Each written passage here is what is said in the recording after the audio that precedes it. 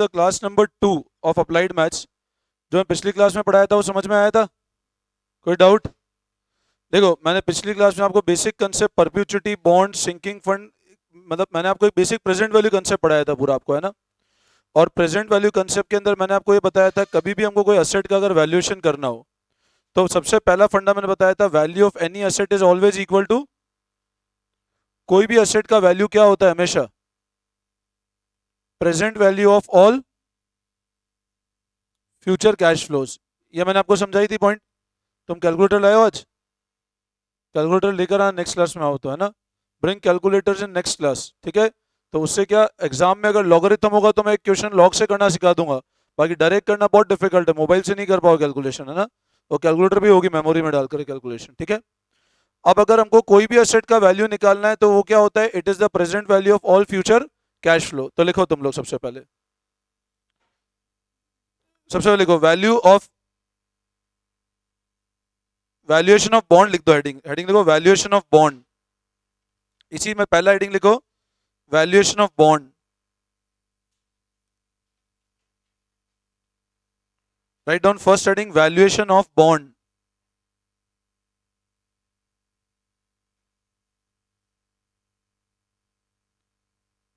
अब इसमें लिखना the value of bond is the present value of all future cash flows.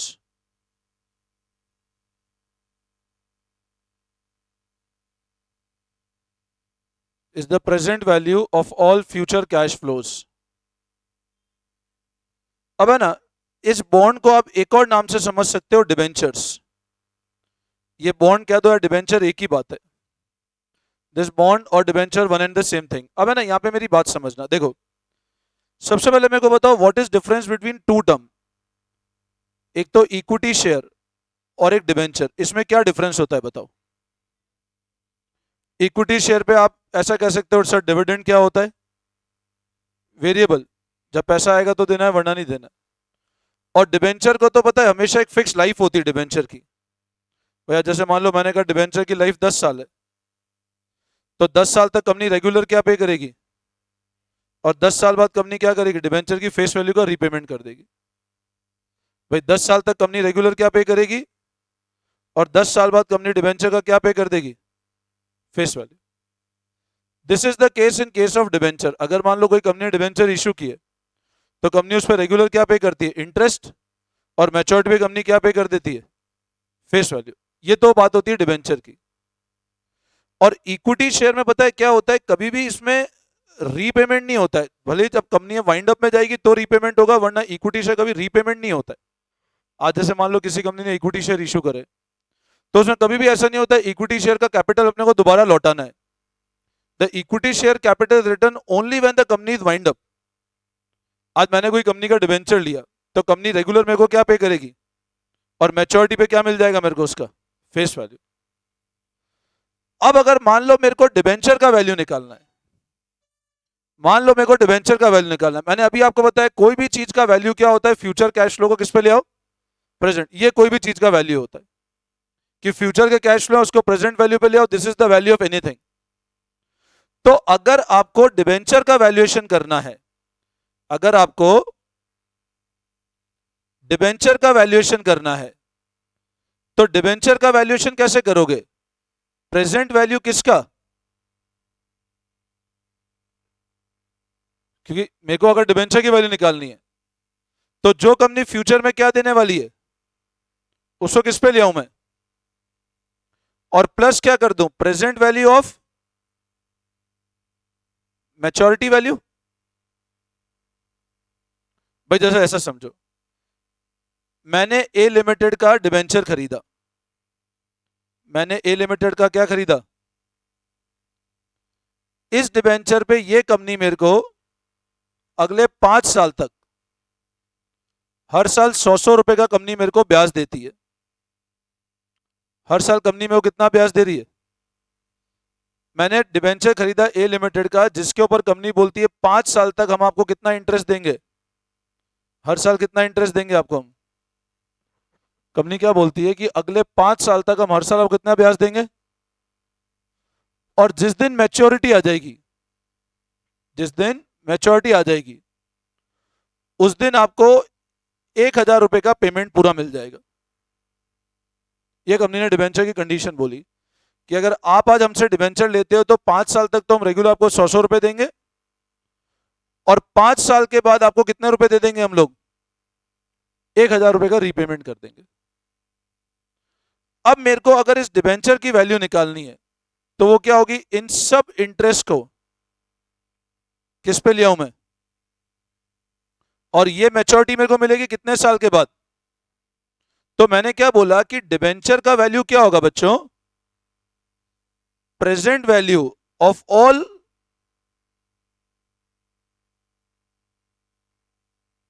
Plus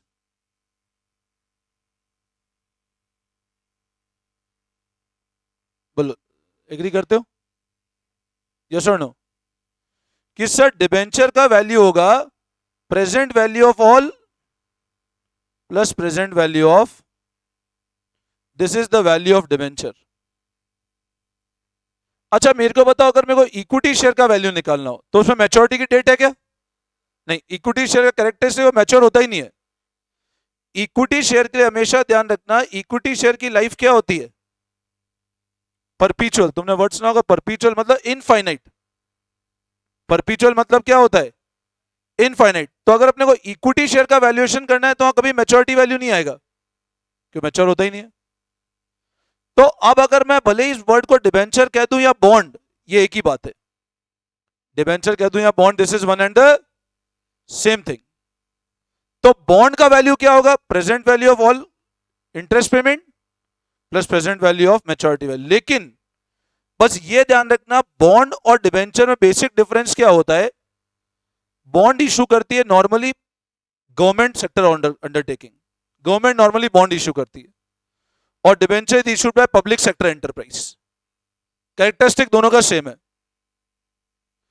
debenture पे जो अमाउंट पे होता है बच्चों उसको हम लोग क्या बोलते हैं, और बॉन्ड पे जो अमाउंट पे होता है उसको हम लोग क्या बोलते हैं, कूपन। बस, the amount that is paid on debenture is known as, and the amount that is paid on bond is known as coupon. तो बॉन्ड पे जो रेगुलर पेमेंट मिलेगा उसको कहते हैं कूपन, और डिबेंचर पे जो रेगुलर पेमेंट मिलता है उसको कहते हैं इंटरेस्ट। तो बॉन्ड का वैल्यू क्या हुआ, present value of coupon payment plus present value of maturity value. ठीक है, तो लिखो आप, लिखो नेक्स्ट लाइन में, in case of bond, in case of bond oblique debentures, the company pays, in case of bond oblique debentures, company pays fixed amount of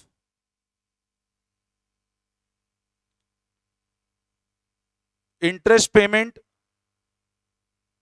bracket में known as coupon, and on maturity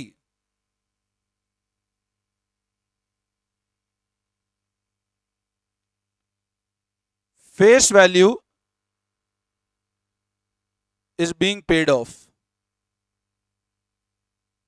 and on maturity face value is being paid off. तो value of bond equals two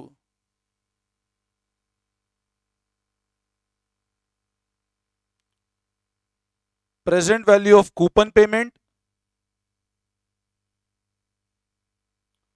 plus present value of maturity value.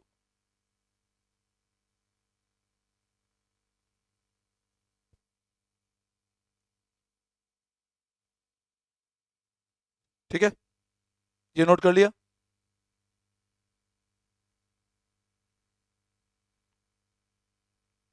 अब लिखना next line में,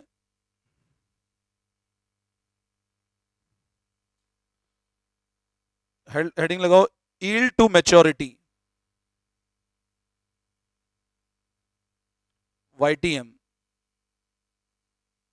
yield to maturity YTM. It is the rate of discounting of the bond. It is the rate of discounting of the bond. YTM is the discounting rate of the bond. तो जिस rate पे bond को discount किया जाएगा वो कहलाता है YTM. अब ये कंसेप्ट समझ लो YTM क्या होता है. देखो एक चीज समझना, मैं आपको सिंपल लॉजिक समझाता हूं. ए लिमिटेड ने एक बॉन्ड इशू किया. ए लिमिटेड ने एक बॉन्ड इशू किया और जो बॉन्ड ए लिमिटेड ने इशू किया उस पे ए लिमिटेड बोलता है हम रेगुलर इंटरेस्ट देंगे 8% की रेट पे. अच्छा, फेस वैल्यू समझते हो? Face value term, what is mean word face value? मतलब जैसे मान लो एक कंपनी ऐसा बोलती है कि फेस वैल्यू 100 रुपए, बट ये शेयर मार्केट में बिक रहा है लेट से 300 रुपए पे. इसका मतलब ये जो प्राइस है ना, इसको कहते हैं मार्केट प्राइस. इसको क्या बोलते हैं? तो कंपनी बोलती है 100 की चीज हम कितने में बेच रहे हैं, तो 200 रुपए कंपनी बोलती है हम प्रीमियम ले रहे हैं. जैसे मान लो मैंने कहा ये एक छोटी सी बैटरी है मेरे सामने, इसके ऊपर एमआरपी लगी हुई है 10 रुपए, इसके ऊपर लिखा है एमआरपी कितना 10 रुपीज. बट मान लो कंपनी बोलती है कि भैया इसको हम बेचेंगे 50 रुपए पे. अब उसके ऊपर एमआरपी का स्टिकर कितने का चिपका हुआ है, बट मार्केट में कंपनी बेच कितने पे रही है, तो ये जो 40 रुपए एक्स्ट्रा ले रही ना, इसको कहते हैं प्रीमियम. इसको क्या बोलते हैं? प्रीमियम. तो जिस रेट पे कोई भी चीज रजिस्टर्ड होती है, आज जब भी कोई कंपनी इक्विटी शेयर बेचती है, डिबेंचर बेचती है, तो उसको मेमोरेंडम बनाना पड़ता है और उस मेमोरेंडम में उस वैल्यू को रजिस्टर्ड करानी पड़ती है. तो आपने जिस रेट पे चीज को रजिस्टर्ड कराया, जिस रेट पे रजिस्टर्ड कराया उस रेट को क्या कहते हैं? Face value. अब आप बेचते मान लो 300 पे, तो कोई रिस्ट्रिक्शन नहीं कि आपको लोग लेने वाले हैं, आप लेने आए, बोले सर क्या रेट का, मैंने कहा भैया इस पे 10 लिखे लेकिन मैं तो 50 लूंगा. इस पे कितना लिखा हुआ है, बट मैं कितना लूंगा, तो मैं 40 रुपए ऑन लूंगा. आपको जमे तो लो वरना मत लो. लेकिन अब जब भी मैं डिविडेंड दूंगा ना या इंटरेस्ट निकालूंगा, वो 300 पे नहीं दूंगा, वो किस पे दूंगा? हमेशा फेस वैल्यू पे. तो हमेशा ध्यान रखना फेस वैल्यू. अभी अपन अकाउंट्स के अंदर एक चैप्टर पढ़ेंगे अकाउंटिंग फॉर शेयर कैपिटल, वहां डिटेल में पढ़ेंगे अपन. फेस वैल्यू मतलब होता है शेयर की रजिस्टर्ड वैल्यू कितनी है. और कंपनी हमेशा ध्यान रखना, इंटरेस्ट हो गया या कोई भी कूपन पेमेंट हो गया, वो हमेशा किस पे कैलकुलेट होता है? फेस. अब 100 रुपए का इंटरेस्ट है या कूपन है, इस पे 8% का फेस वैल्यू है, तो इंटरेस्ट कितने का हुआ? अब भले ही मार्केट प्राइस इसकी 300 रुपए, उससे फर्क नहीं पड़ेगा. 100 रुपए की फेस वैल्यू है, 8% का कूपन है, तो कूपन कितना हो गया? 8 रुपए. भले ही मार्केट में 300, 500, 700 कितने का बिके, बट कंपनी इंटरेस्ट 100 पे ही देगी हमेशा. समझ आई बात? अब मेरी बात सुनना, मान लो बच्चों, ध्यान से समझना, ढंग से जो समझा रहा हूं. एक कंपनी ने ऐसा बोला कि हमारा डिबेंचर की इशू प्राइस मतलब मार्केट प्राइस. इशू प्राइस का मतलब जिस रेट पे कंपनी डिबेंचर को बेच रही है, बोला भैया वो तो है 500 रुपए, मार्केट प्राइस कितनी है? 500 रुपए. मार्केट प्राइस कितनी है? बट ऐसा बोलते हैं कि इस डिबेंचर की फेस वैल्यू 100 रुपए है. फेस वैल्यू कितनी है? 100. और कंपनी बोलती है हम 8% का ब्याज देंगे. तो लो, मेरे को ब्याज कितना मिलेगा? 500 का 8% की 100 का 8%. तो आपका ब्याज कितना होगा हर साल? हर साल ब्याज कितना होगा आपका? मान लो 5 साल तक दे रही है, और 5 साल के बाद कंपनी 500 रुपए नहीं देगी. कंपनी क्या देगी आपको? फेस वैल्यू का रीपेमेंट करेगी. कभी मार्केट प्राइस का रीपेमेंट नहीं होगा. आई बात समझ में? यह डिबेंचर का कैरेक्टरिस्टिक होता है. आप क्या होगा, जब अभी एक टॉपिक पढ़ोगे शेयर कैपिटल, वहां सीखोगे कोई भी कंपनी जब शेयर को इशू करती है मान लो फेस वैल्यू 100 है बट मार्केट में कितने बेच रहे हैं, तो ये कहलाता है कंपनी, मतलब कंपनी ने बेचा किस पे, प्रीमियम पे। कंपनी ने किस पे बेचा, 100 की फेस वैल्यू है, बेच रहे 80 पे, तो बेचा किस पे, डिस्काउंट पे। तब भी इंटरेस्ट किस पे देंगे, हमेशा पे, फेस वैल्यू पे। और मैच्योरिटी पे कंपनी वापस कितने रुपए लौटा देगी आपको, 100 रुपए लौटा देगी। अब यहां पर मेरी बात सुनना ध्यान से, अगर कंपनी ऐसा बोलती है कि भैया हम हर साल तो आपको 8-8 रुपए का पेमेंट करेंगे और मैच्योरिटी पे आपको 100 रुपए लौटा देंगे, मैच्योरिटी पे कितना लौटा देंगे, 100 रुपए, तो ये जो 8 रुपए है ये मेरा हर साल का कूपन पेमेंट है, और मैच्योरिटी पे कितना मिल जाएगा मेरे को, 100 रुपए मिल जाएगा। यहां तक क्लियर है। अब मैं आपसे ऐसा पूछता हूं, मार्केट में दो कंपनी है, ए और बी। कंपनी ए बोलती है हम हर साल कूपन का पेमेंट करेंगे 8% की रेट से, और कंपनी बी बोलती है हम हर साल कूपन का पेमेंट करेंगे 9% की या 6% की रेट से। जबकि मार्केट में अगर बैंक की एफडी में कराता हूं जहां पे कोई रिस्क नहीं है, तो बैंक बोलता है कि हम आपको देंगे मान लो 7%। बैंक की एफडी कितना देने को तैयार है, 7। अब बिना कोई रिस्क लिए मेरे को कितना मिल रहा है, 7। और कंपनी डिबेंचर के लिए क्या बोलती है, ए कंपनी क्या बोल रही है, हम कितना देने को तैयार है, 8। तो बताओ ये कंपनी बैंक की एफडी से ज्यादा दे रही है, कम दे रही है, ज्यादा। तो बताओ ये वाला डिबेंचर किस पे बिकेगा, प्रीमियम पे बिकेगा या डिस्काउंट पे बिकेगा। ऑब्वियस ज्यादा दे रही तो बोलेगा हम प्रीमियम लेंगे। अगर ये ध्यान रखना 100 का डिबेंचर 100 पे बिक जाए, 100 का डिबेंचर कितने बिक जाए, तो कहलाता है sell at par. Face value भी 100, मार्केट प्राइस भी 100, तो क्या बोलेंगे, सेल किस पे किया, एट पार। मान लो फेस वैल्यू 100 और मार्केट प्राइस 120, तो हम क्या बोलेंगे, बेचा किस पे हमने, प्रीमियम पे। और 100 का डिबेंचर है 80, तो क्या बोलेंगे, इस पे बेचा, डिस्काउंट। तो अब मेरे को बताना, अगर 7% बैंक की एफडी देती है, बोलती है बिना कोई रिस्क लिए हमसे 60% का ब्याज ले लो, और एक कंपनी हमको 8% ऑफर करती है, तो बताओ वो कंपनी अपना डिबेंचर किस पे बेचेगी, प्रीमियम। बोलेगा हम ज्यादा इंटरेस्ट दे रहे हैं। और क्योंकि डिबेंचर के अंदर भी आपको फिक्स पेमेंट मिलेगा, यहाँ पे ट्रस्ट लीड कंपनीज के बहुत स्ट्रिक्ट रेगुलेशन, कंपनी को देना ही पड़ेगा पैसा। मैंने आपको ध्यान है एक दिन वो आपको एक बताया था, मैंने आपको इंडेक्स बताया था, मैंने बताया डिबेंचर में देखो हर साल ब्याज कांस्टेंट है, वहां पर रिस्क बहुत कम होती है आपकी। अब बैंक की एफडी 7 दे रही है और कंपनी कितना बोलती है हम कितना देंगे, तो ये डिबेंचर किस पे बिकेगा, हमेशा डिस्काउंट। किस पे बिकेगा। अब मान लो मेरे को इस डिबेंचर का वैल्यूएशन करना है, मेरे को वैल्यूएशन कौन से डिबेंचर करना है, तो ये जो 7% है ना, इसको हम कहते हैं वाईटीएम, यील्ड टू मैच्योरिटी, के मतलब मिनिमम मेरे को 7% तो चाहिए, जबकि वो कंपनी कितना ऑफर कर रही है मेरे को, 8।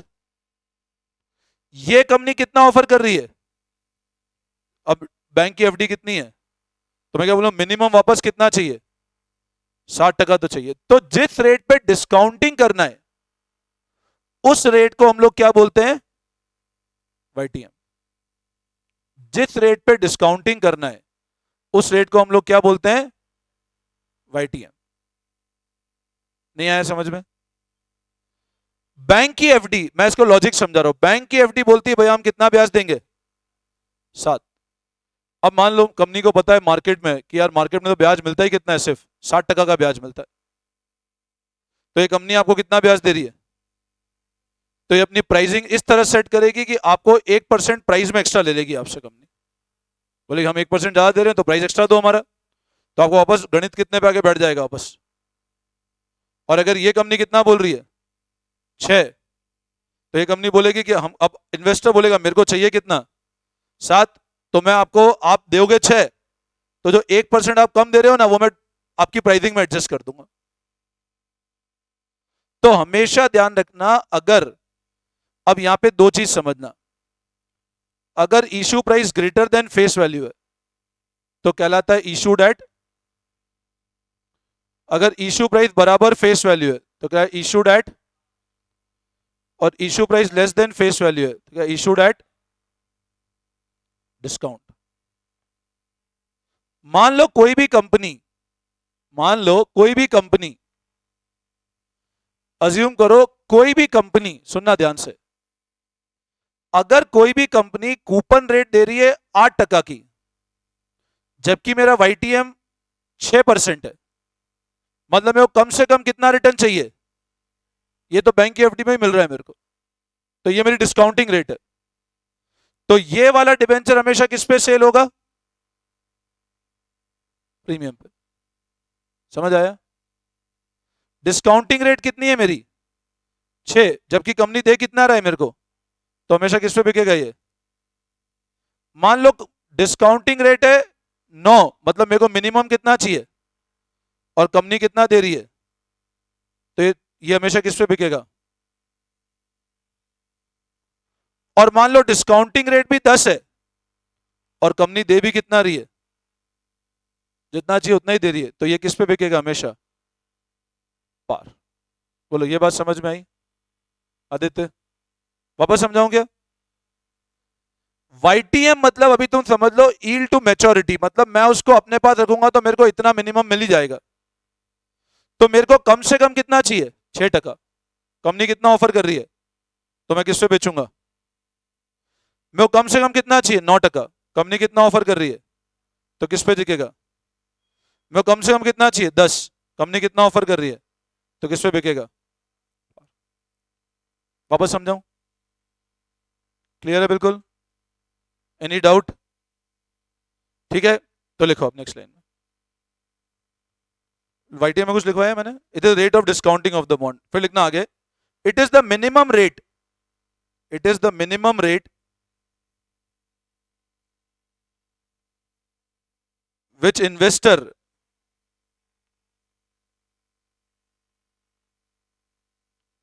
need from the investment, which investor need from the investment. It is also known as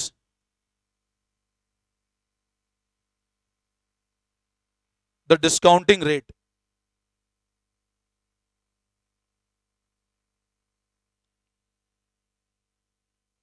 अब नेक्स्ट लाइन नोट करके लिखो, वेदर द बॉन्ड, नोट कर लेना, whether the bond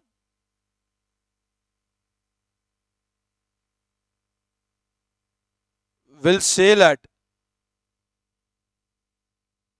premium, comma discount or at par, it depends on,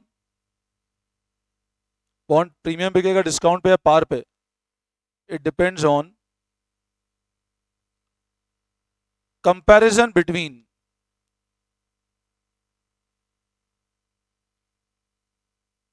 coupon rate and YTM. किसका comparison करेंगे, coupon rate और YTM का। Coupon मतलब हमको कितना मिल रहा है, इसको ऐसा समझ लो, इसका मतलब हमको कितना मिल रहा है, और इसका मतलब हमको कितना चाहिए।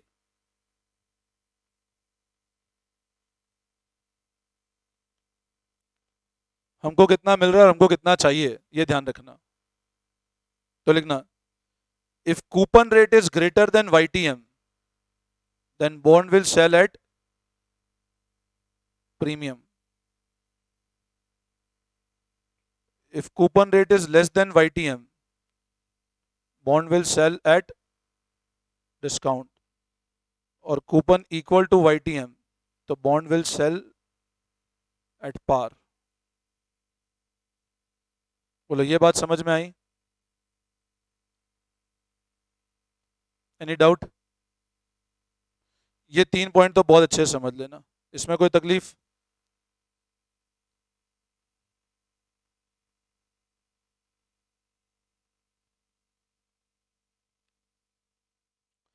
यहां तक कोई दिक्कत तुमको? क्लियर है?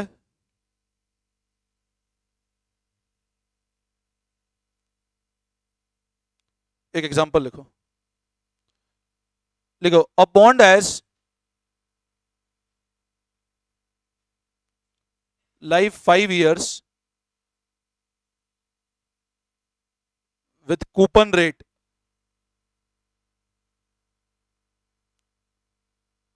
of 10%, face value 1000. Find the fair value of bond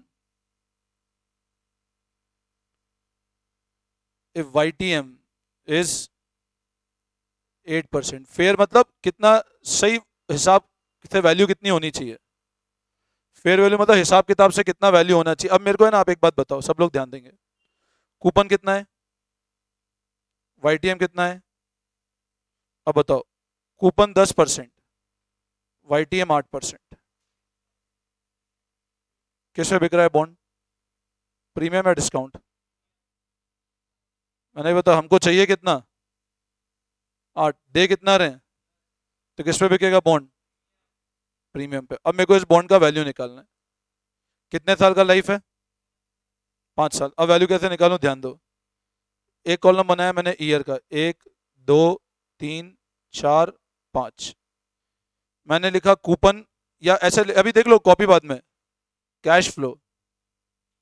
अब कितना कितना पैसा मिलेगा बताओ मेरे को, 8%, 10% मिलेगा। 10% किस पे, तो 1000 का 10% 80 रुपए, 10 सॉरी सॉरी 100 रुपए, सॉरी सॉरी सॉरी 100 रुपए, 100 रुपए, 100 रुपए, 100 रुपए। और 5वें साल मेरे को मेच्योरिटी वैल्यू मिल जाएगी, कितने रुपए, बोलो यहां तक कोई दिक्कत? अब डिस्काउंटिंग किस पे करना है, तो जिस रेट पे डिस्काउंटिंग करते हैं उसको टेक्निकल भाषा में बोलते हैं पीवीएफ। अब यहां समझना, मैंने बताया था डिस्काउंटिंग का मतलब कौन सी टेक्निक होती है, फ्यूचर वैल्यू निकालना मतलब कंपाउंडिंग। फ्यूचर वैल्यू निकालना मतलब क्या होता है, और प्रेजेंट वैल्यू निकालना मतलब क्या होता है, डिस्काउंटिंग। फ्यूचर वैल्यू मतलब कंपाउंडिंग, प्रेजेंट वैल्यू मतलब, ठीक है। अब बताओ क्या रेट है डिस्काउंटिंग का, तो जिस रेट पे अपन डिस्काउंट करते हैं उस रेट को हम कहते हैं पीवीएफ। क्या बोलते हैं, मतलब प्रेजेंट वैल्यू फैक्टर। क्या बोलते हैं, जिस रेट पे डिस्काउंटिंग, वो रेट को कहते हैं पीवीएफ। तो मैं क्या करता हूं, इधर लिख देता हूं पीवीएफ एट 8%, तो वो कहलाएगा मेरा प्रेजेंट वैल्यू फैक्टर। क्या कहलाएगा, अब यहां मेरे को कैलकुलेटर चाहिए। क्यों चाहिए, या तो लॉगरिथम लगेगा या कैलकुलेशन कैलकुलेटर से होगी। अब पहले साल का कैसे निकालूं, 1/, मैंने आपको उस दिन ही बताया था डिस्काउंटिंग कैसे करते हैं, A/, ये डिस्काउंटिंग का तरीका होता है। तो 1 साल बाद फ्यूचर वैल्यू 100 रुपए, ये प्रेजेंट वैल्यू फैक्टर हुआ। 2 साल के बाद, 3 साल के बाद, 4 साल बाद, 5 साल बाद, और ये भी 5वें साल पे। अब लॉजिक समझो, ये कितने साल बाद मिला, 1 साल बाद, तो इसकी प्रेजेंट वैल्यू क्या हो जाएगी, समझ आया? ये कितने साल बाद मिला, 2 साल बाद, तो प्रेजेंट वैल्यू क्या हो जाएगी? ये कितने साल बाद मिला, तो प्रेजेंट वैल्यू क्या हो जाएगी? ये 4 साल बाद, तो प्रेजेंट वैल्यू क्या हो जाएगी? ये 5 साल बाद, और 5 साल बाद 1000 रुपए और मिले, तो प्रेजेंट वैल्यू क्या हो जाएगी? इन सबको जोड़ दोगे तो बॉन्ड की फेयर वैल्यू आ जाएगी। वापस समझाऊं, नहीं आया समझ में? बोलो शुभ, ऊपर से तो नहीं जा रहा है, जा रहा है? देखो हर साल मेरे को ये मिला, डिस्काउंटिंग मैंने 8% से कर दी, तो डिस्काउंटिंग होगी, इन सबको जोड़ेंगे तो बॉन्ड की वैल्यू आ जाएगी। एक बार ऐसे ही कॉपी कर लो, एज इट इज कॉपी कर लो, ताकि क्या कैलकुलेटर कल से होगा तो उससे करा दूंगा क्वेश्चन। नहीं होगा फोन से, दिक्कत आएगी कैलकुलेशन में। कैलकुलेटर फटाफट हो जाएगा। मैनुअली तुमको मैं लॉगरिथम एक दो क्वेश्चन बता दूंगा, है ना।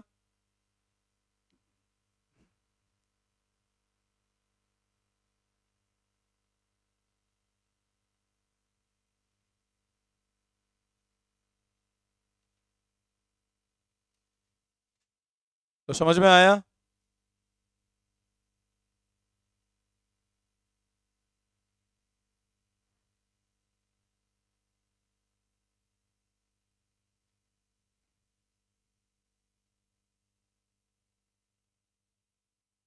ठीक है। अब है ना, कल से आओ तो कैलकुलेटर लेकर आना। मैं आज यही एंड कर रहा हूँ, बिना कैलकुलेटर मेरे को नहीं करा पाऊंगा मैं आगे, है ना। कैलकुलेशंस बिना कैलकुलेटर होगी नहीं इस केस में।